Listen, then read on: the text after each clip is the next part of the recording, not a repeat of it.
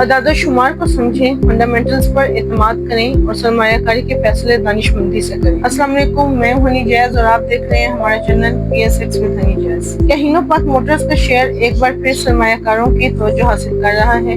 کیا کمپنی کے حالیہ مالی نتائج اس بات کا اشارہ ہیں کہ ہینو ایک نئی ترقی کے مرحلے میں داخل ہو چکا ہے؟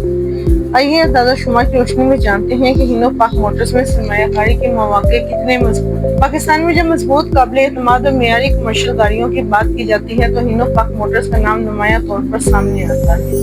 یہ کمپنی جاپان کی ہینو موٹرز لمیٹڈ، جو ٹویوٹا گروپ کا حصہ ہے، کے تعاون سے پاکستان میں ٹرک، بسیں اور دیگر کمرشل گاڑیاں اسمبل اور فروخت کرتی ہے۔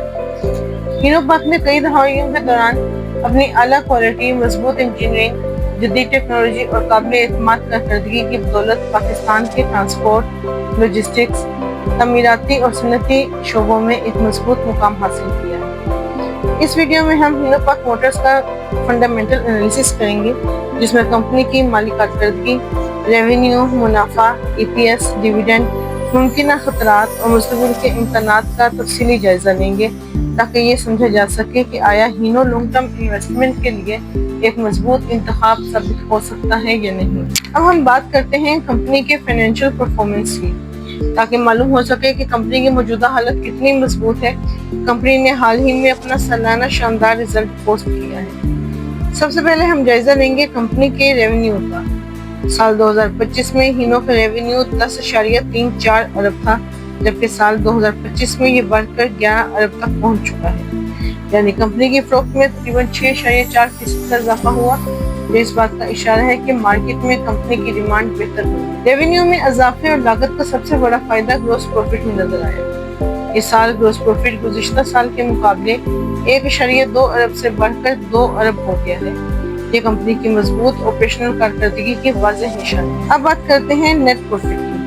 ہینو کا نیٹ پروفٹ 2025 میں 162 ملین تھا، جو 2026 میں 541 ملین تک پہنچ گیا، یعنی خالص منافع میں 234% کا شاندار اضافہ دیکھنے کو ملا، جو کمپنی کے لیے ایک بہت بڑی کامیابی ہے۔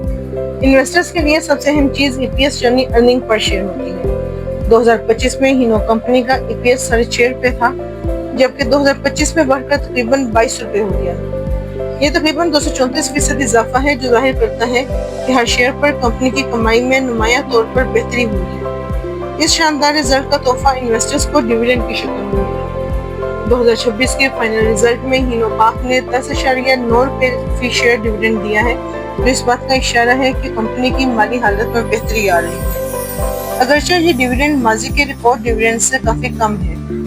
اگر مثبت پہلوؤں کی بات کریں تو ریونیو اور گروس پروفٹ میں بھی نمایاں اضافہ ہوا ہے۔ نیٹ پروفٹ اور EPS میں غیر معمولی بہتری ہوئی ہے، تاہم کچھ چیلنجز ابھی بھی موجود ہیں۔ ڈسٹریبیوشن ایکسپنسز، ایڈمنسٹریٹو ایکسپنسز اور فائنینس کوسٹ میں اضافہ ہوا ہے، جن پر کمپنی کو آئندہ بھی توجہ دینا ہوگی۔ آخر میں ہم ہینو پاک موٹرز کی منتھ آن منتھ اور ایئر آن ایئر سیلز کا انالیسس کریں گے۔ اس سیلز اپ ڈیٹ کے مطابق جون 2026 میں ہینو پاک موٹرز کی مجموعی کارکردگی ملی جلی رہی ہے۔ ٹرک سیگمنٹ کی بات کریں تو جون 2026 میں 53 یونٹ فروخت ہوئے۔ منتھ آن منتھ کے لحاظ سے دیکھا جائے تو 29% کا اضافہ ہوا ہے، جبکہ ایئر آن ایئر کے لحاظ سے 15% کا اضافہ ہوا۔ ٹرک سیگمنٹ کمپنی کے لیے مثبت اشارہ دے رہا ہے۔ کمرشل گاڑیوں کی طلب بہتر ہو رہی ہے۔ اگر یہ رجحان برقرار رہا تو آئندہ سماہی کے مالی نتائج پر مثبت اثر پڑ سکتا ہے۔ بسز کی فروخت کو دیکھیں تو منتھ آن منتھ کے لحاظ سے 150% اضافہ ہوا ہے، جبکہ ایئر آن ایئر کے لحاظ سے 46% کی کمی واقع ہوئی ہے۔ چونکہ بسوں کی فروخت کی تعداد کم ہے، یہ ظاہر کرتا ہے کہ یہ سیگمنٹ ابھی بھی دباؤ کا شکار ہے۔ اب سرمایہ کاروں کی نظریں آئندہ سماہی کے مالی نتائج پر ہوں گی، جس کا اعلان کمپنی کر چکی ہے۔ 22 جولائی 2026 کو کمپنی کوارٹر 1 کا رزلٹ اناؤنس کرے گی۔ اگر آپ کو ہینو موٹرز پر ہمارا فنڈامنٹل انالیسس پسند آیا ہو تو ویڈیو کو لائک کریں، اپنے دوستوں کے ساتھ شیئر کریں، اور مزید معیاری فنڈامنٹل انالیسس کے لیے ہمارے چینل PSX with ہنی جیز کو سبسکرائب کرنا نہ بھولیں۔ پھر ملیں گے اگلی ویڈیو میں انشاءاللہ، تب تک کے لیے اللہ حافظ۔